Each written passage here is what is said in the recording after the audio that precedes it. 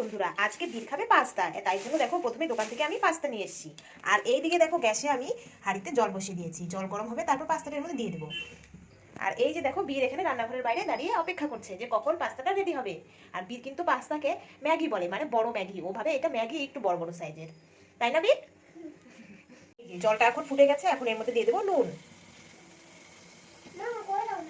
তারপর এর মধ্যে দিয়ে দেবো পাস্তা।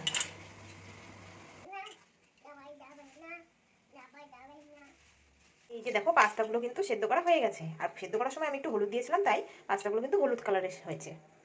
চলো এবার পাস্তাগুলোকে ভেজে নেওয়া যাক। প্রথমে পেঁয়াজ কুচি, রসুন কুচি, কেচেরা কাঁচা লঙ্কা আর একটা ডিম ফাটিয়ে দিয়ে দিলাম কড়াইতে, ভালো করে ভেজে নিয়ে দিয়ে দিলাম পাস্তা। এবার পাস্তা দেখো একদম কিন্তু ভাজা ভাজা হয়ে গেলেই রেডি হয়ে যাবে। চলো এবার বীরকে খাওয়ানো যাক।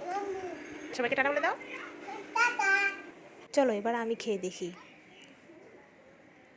খুব ভালো হয়েছে, তোমরা কিন্তু অবশ্যই ট্রাই